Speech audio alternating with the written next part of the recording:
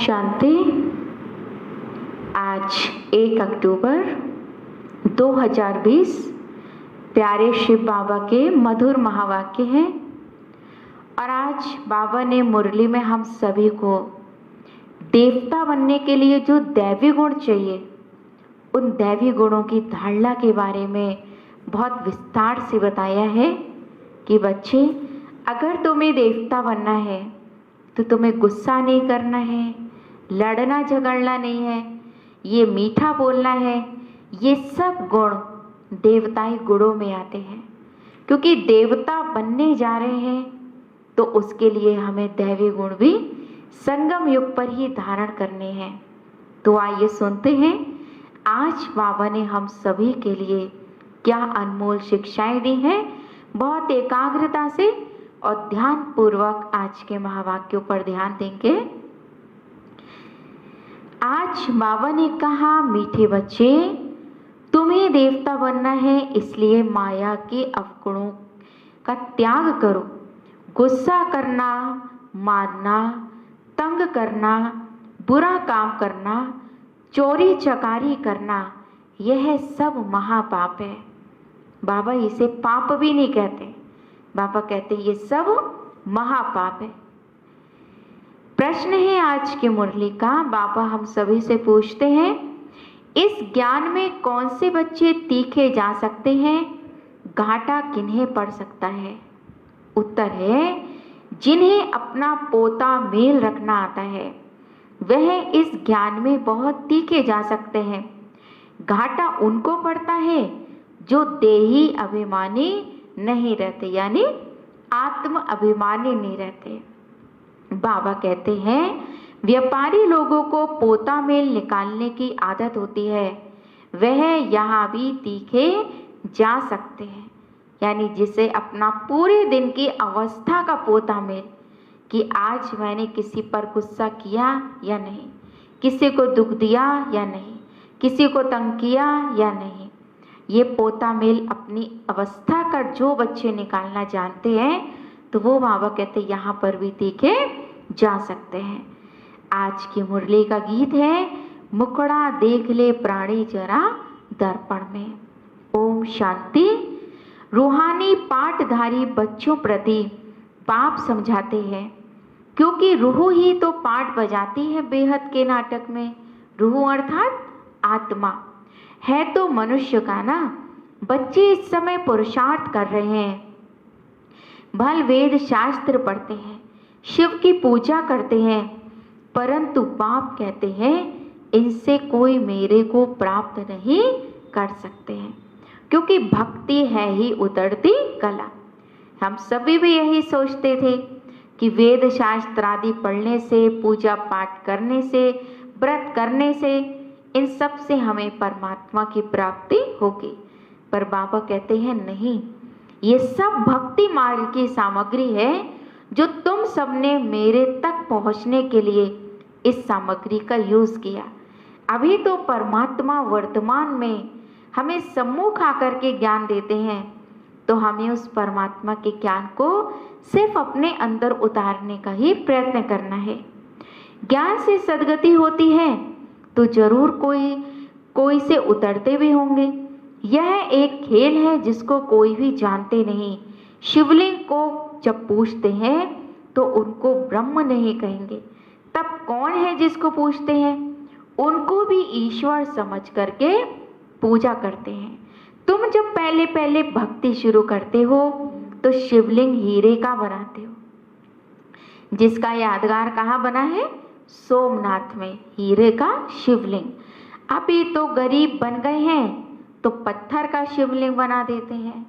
हीरे का लिंग उस समय 4-5 हजार का होगा, क्योंकि ज़्यादा कीमत तो नहीं होगी, पर उस समय 4-5 हजार भी बहुत मायने रखते होंगे। इस समय तो उनका दाम 5-7 लाख होगा।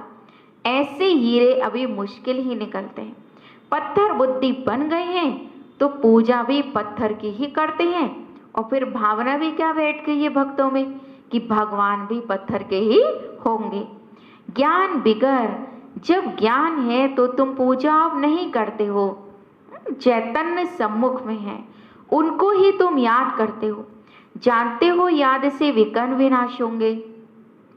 गीत में भी कहते हैं, हे प्राणी, हे बच्चे, प्राणी कहा जाता है आत्मा को। प्राण निकल गया फिर जैसे मुर्दा है, आत्मा निकल जाती है। आत्मा है अविनाशी। आत्मा जब शरीर में प्रवेश करती है तब चैतन्य है। बाप कहते हैं, ही आत्माएं अपने अंदर जांच करो, कहाँ तक दैवी गुणों की धारणा मेरे में हुई है। जब से मुझे भगवान का ज्ञान मिला तब से कितने गुणों को मैंने अपने जीवन में धारण किया है। कोई विकार तो नहीं है, चोरी चकारी आदि का कोई आसुरी गुण तो नहीं है। आसुरी कर्तव्य करने से फिर गिर पड़ेंगे, इतना दर्जा पा नहीं सकेंगे।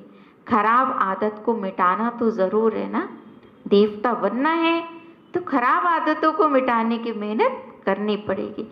और बाबा ने खराब आदतें हम सभी को ऊपर मुरली में सुनाई। क्या?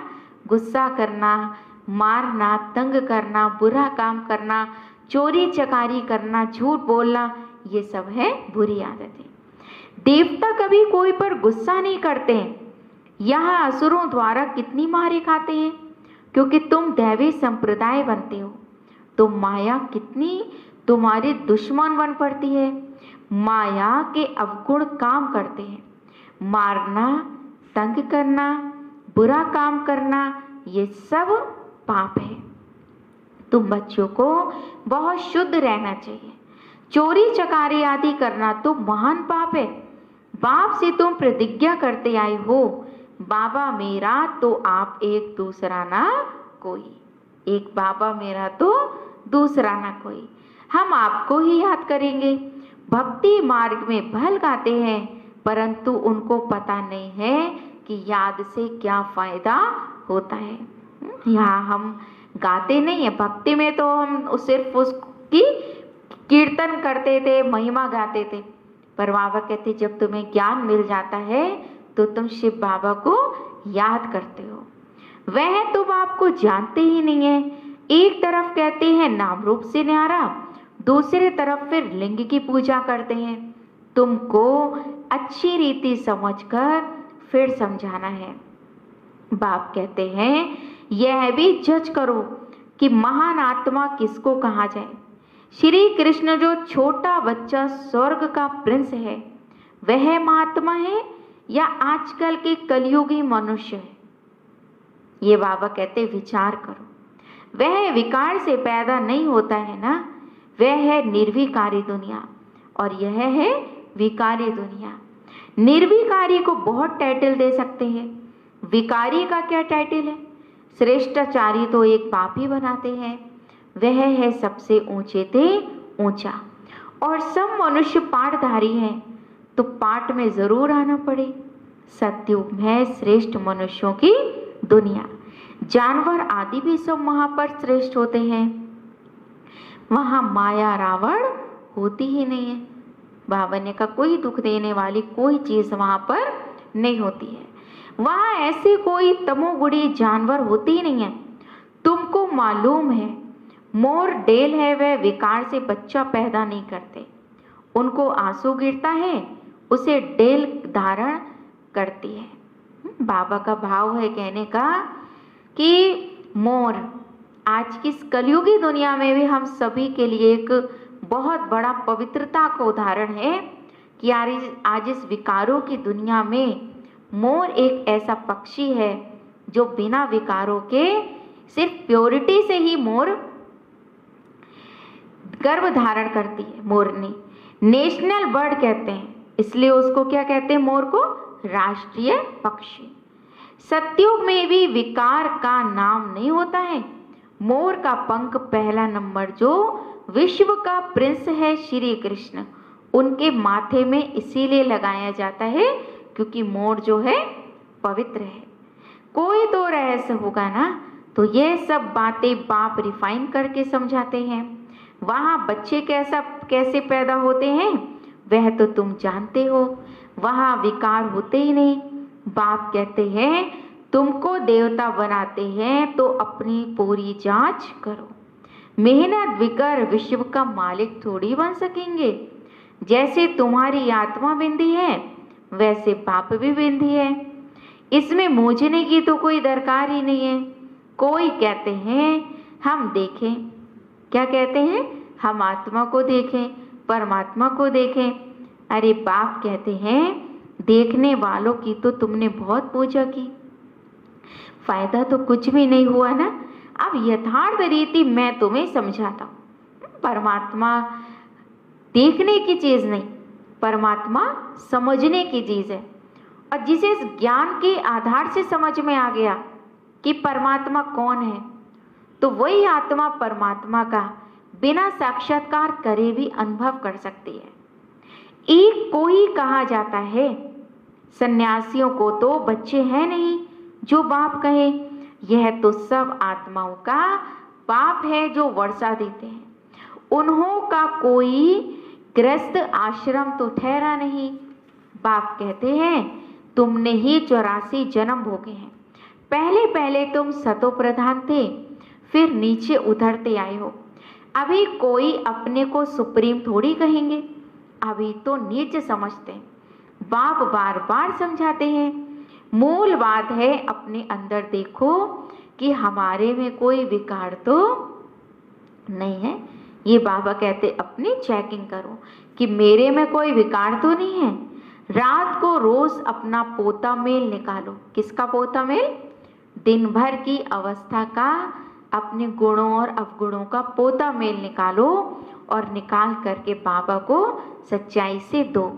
फिर जो कमी होगी उसके लिए बाबा हमें सावधान करेंगे। व्यापारी हमेशा पोता मेल निकालते हैं, गवर्नमेंट सर्वेंट पोता मेल नहीं निकाल सकते। उन्हों को तो मुकर्रर तनख्वाह मिलती है। इस ज्ञान मार्ग में भी व्यापारी ही तीखे जाते हैं, पढ़े लिखे ऑफिसर्स इतना नहीं। व्यापार में तो आज 50 कमाया, कल 60 कमाएंगे, कभी घाटा भी हो जाएगा। गवर्नमेंट सर्वेंट की फिक्स पे होती है। इस कमाई में भी अगर देही अभिमानी नहीं होंगे तो घाटा पड़ जाएगा। माताएं तो व्यापार करती नहीं है, उनके लिए फिर और ही सहज है। कन्याओं के लिए भी सहज है, क्योंकि माताओं को तो सीढ़ी उतरनी पड़ती है। बलिहारी उनकी जो इतनी मेहनत करती हैं।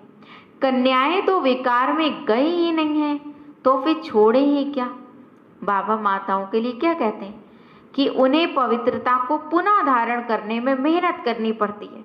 यानी पहले वो नीचे सीढ़ी उतरी, फिर सीढ़ी चढ़ने में यानी पवित्रता को अपनाने में उन्हें मेहनत करनी पड़ती है। पर कन्याओं के लिए बाबा कहते हैं वो तो सीढ़ी नीचे उतरी ही नहीं है। घड़ी घड़ी माया थप्पड़ मार गिरा देती है। अभी तुम बीके बनी हो। बीके अर्थात ब्रह्मा कुमार कुमारियां। कुमारियां पवित्र ही होती हैं। सबसे जास्ती होता है पति का प्रेम।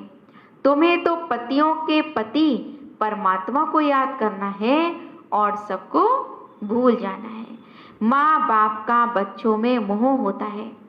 बच्चे तो है ही अनजान, शादी के बाद मोह शुरू होता है।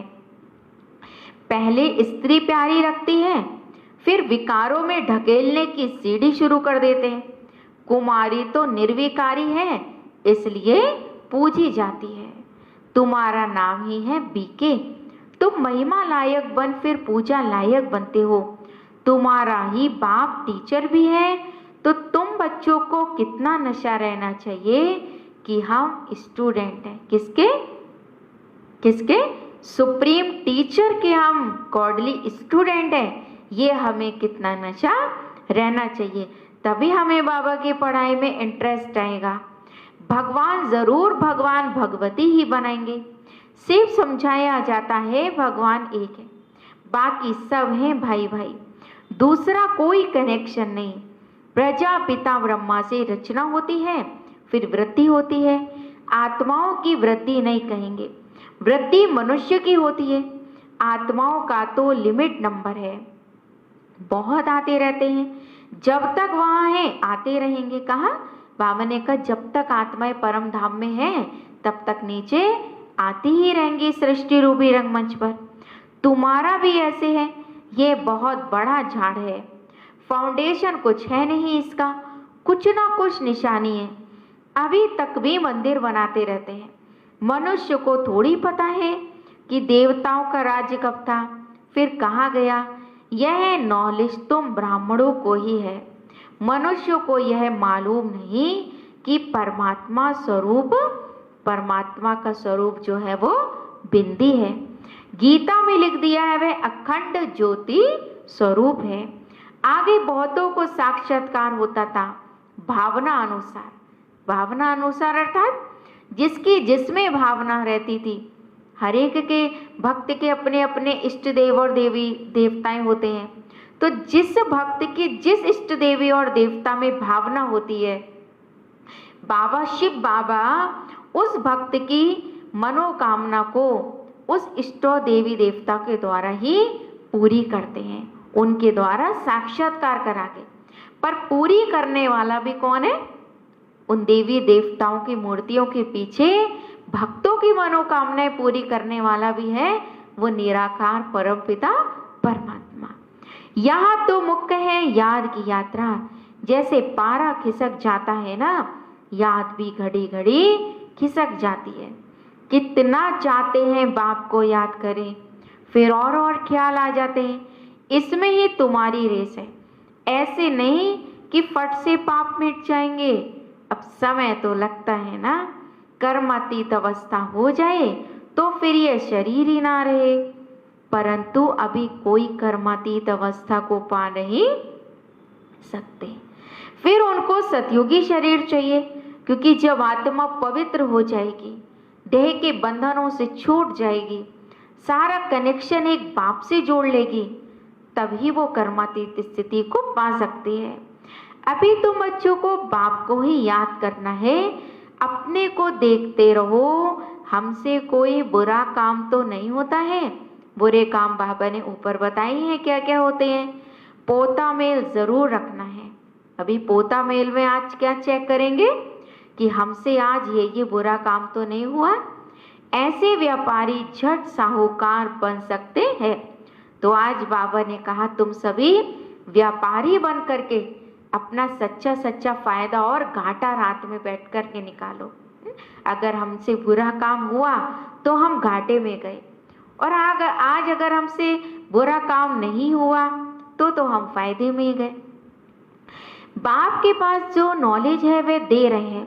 बाप कहते हैं मेरी आत्मा में ये ज्ञान नूदा हुआ है, हूबहू तुमको वही बोलेंगे जो कल्प पहले ज्ञान दिया था। बच्चों को ही समझाएंगे और क्या जाने। तुम इस सृष्टि चक्र को जानते हो, इसमें सब एक्टर्स का पार्ट नूदा हुआ है। बदल सदल नहीं सकता, ना कोई छुटकारा पा सकता है अपने पार्ट से। हर एक आत्मा का बाबा कहते इस ड्रामा में पार्ट एक्यूरेट फिक्स है। बाकी समय मुक्ति मिलती है। तुम तो ऑलराउंड हो, 84 जन्म लेते हो। बाकी सब अपने घर में होंगे, फिर पिछाड़ी में आएंगे। मोक्ष चाहने वाले यहाँ आएंगे नहीं, वह फिर पिछाड़ी में चले जाएंगे। पिछाड़ी अर्थात जिन्हें मोक्ष पाने की चाहना है, वो बाबा कहते फिर कलयुग में आएंगे, पिछाड़ी में आएंगे। जानते हो बाबा ने 5000 वर्ष पहले भी ऐसे राजयोग सिखाया था। तुम फिर औरों को समझाते हो कि शिव बाबा ऐसे कहते हैं। अभी तुम जानते हो हम कितने ऊंचे थे, अभी कितने नीच बने हैं। बाप फिर ऊंचा बनाते हैं, तो ऐसा पुरुषार्थ करना चाहिए। यहाँ तुम आते हो रिफ्रेश होने। इसका नाम ही पड़ा है मधुवन। बाबा की मधुवन जो भूमि है उसका नाम है मधुवन। तुम्हारे कलकत्ता व बॉम्बे में थोड़ी मुरली चलाते हैं, मधुवन में ही मुरली बाजे। बाबा का ही होगा, पर मुरली मधुवन में ही बाबा की सुनाई जाती है। शिव बाबा ब्रह्मा के तन में मधुवन में आकर के ही मुरली चलाते थे। मुरली सुनने के लिए बाप के पास आना होगा, रिफ्रेश होने के लिए। नई नई पॉइंट्स निकलती रहती हैं। सम्मुख सुनने में तो फील करते हो, बहुत फर्क लग रहता है। आगे चल बहुत पार्ट देखने हैं। बाबा कहते आगे आगे बहुत कुछ देखना है। बाबा पहले पहले सब सुना दे तो टेस्ट ही निकल जाए इस ड्रामा की। आहिस्ते आहिस्ते इमर्ज होता जाता है। जैसा जैसा बाबा ने का ड्रामा आगे बढ़ता जाता है, वैसे वैसे बाबा भी आगे के रहस्य हमारे सामने खोलते जाते हैं और हर सीन स्पष्ट होती जाती है। एक सेकंड ना मिले दूसरे से। बाप आए हैं रूहानी सेवा करने, तो बच्चों का भी फर्ज है रूहानी सेवा करना। कम से कम यह तो बताओ कि बाप को याद करो। बाबा ने हम सब पर आप करके उपकार किया और हमें ज्ञान दिया, पर बाबा कहते कि तुम बच्चे औरों को कम से कम इतना तो बताओ कि एक बाप को याद करो और पवित्र बनो। पवित्रता में ही फेल होते हैं, क्योंकि याद नहीं करते हैं ना बाप को। जितना बाप को याद करेंगे उतना आत्मा पवित्र होती जाएगी। तुम बच्चों को बहुत खुशी होनी चाहिए, हम बेहद के बाप के सामने बैठे हैं, जिसको कोई भी नहीं जानता। हम उसके सामने बैठ करके इतना ऊंचा ज्ञान सुनते हैं, इतनी ऊंची पढ़ाई पढ़ते हैं। ज्ञान का सागर वे शिव बाबा ही है। देहधारी से बुद्धि योग निकाल देना चाहिए।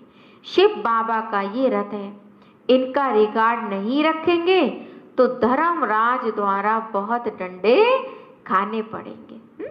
शिव बाबा कहते हैं कि शिव बाबा का भी रिकॉर्ड रखो, लेकिन शिव बाबा ने वर्तमान समय जो तन लिया है ब्रह्मा बाबा का, जो उन्होंने तन लिया, और वर्तमान समय जो बाबा ने दादी गुलजार जी का जो तन लिया है, तो हमें भगवान के रथ का भी उतना ही रिकॉर्ड रखना है। बड़ों का रिकॉर्ड तो रखना ही है।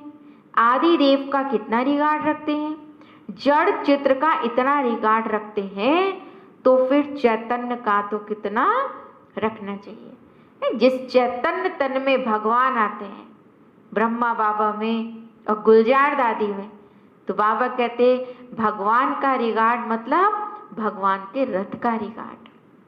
अच्छा, मीठे मीठे सिखी लदे बच्चों प्रति माता पिता बाप दादा का याद प्यार और गुड मॉर्निंग। रूहानी बाप के रूहानी बच्चों को नमस्ते।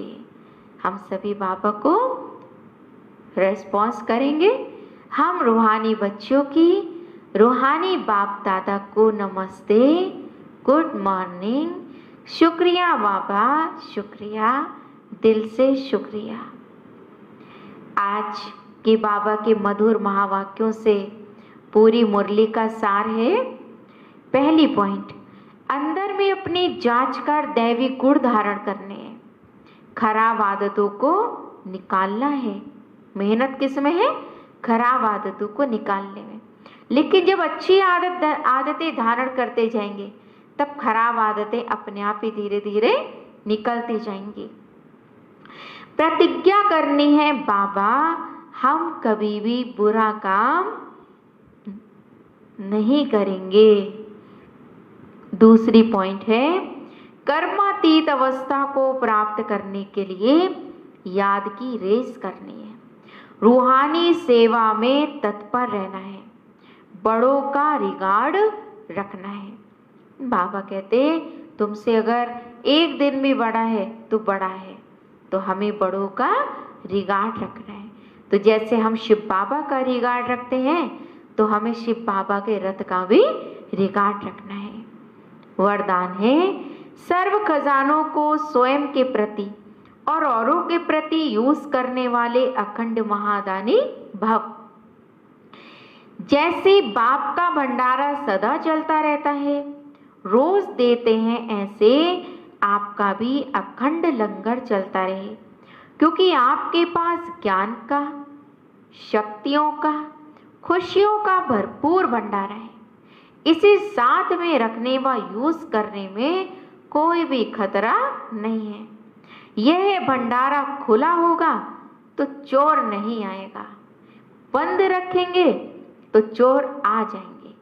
इसलिए रोज अपने मिले हुए खजानों को देखो और स्वयं के प्रति और औरों के प्रति यूज करो, तो अखंड महादानी बन जाएंगे। जैसे शिव बाबा ज्ञान के सागर हैं, ज्ञान का भंडार है, उनके पास ज्ञान क्यों नहीं खत्म होता? क्योंकि वो निरंतर अपने बच्चों को ज्ञान देते। तो ऐसे बाबा कहते तुम्हारे पास भी अखुट ज्ञान का भंडार है, तुम भी औरों को देते चलो, बांटते चलो, पास करते चलो, तो कभी भी इसे कोई तुम्हारा खजाने को ले नहीं सकता है। स्लोगन है, सुने हुए को मनन करो, मनन करने से ही शक्तिशाली बनेंगे। सुने हुए को मनन करो और मनन करने से ही शक्तिशाली बनेंगे। ये है आज के बाबा के मुरली के मधुर महावाक्य। तो हम सभी को इस 4 पेज की मुरली से क्या याद रखना है? बुरे काम नहीं करने हैं, बुरी आदतें निकालनी हैं। और बुरी आदतें आज बाबा ने क्या बताया? झूठ बोलना, चोरी चकारी करना, गुस्सा करना, मारपीट करना, लड़ना झगड़ना, ये सब बुरी आदतें हैं। और अगर ये बुरी आदतें अभी भी खत्म नहीं हुई हैं तो हम देवता बनने का संकल्प भी नहीं कर सकते हैं। अगर हमें देवता बनना है तो इन बुरी आदतों को निकालने का हमें मेहनत करनी है, पुरुषार्थ करना है। आज हम सभी को पूरे दिन, आज हमें सोमान याद रखना है, मैं सेवा का चांस लेने वाली चांसलर हूँ। मैं आत्मा सेवा का चांस लेने वाली चांसलर हूँ। जहाँ भी हमें मौका मिले, तन की सेवा करने का, मन की सेवा करने का, धन की सेवा करने का, जैसे भी हमें चांस मिले, हमें सेवा का चांस इस संगम युग पर नहीं छोड़ना है। क्योंकि जो सेवा का चांस लेते हैं वो धीरे धीरे चांसलर बन जाते हैं। ओम शांति शांति शांति।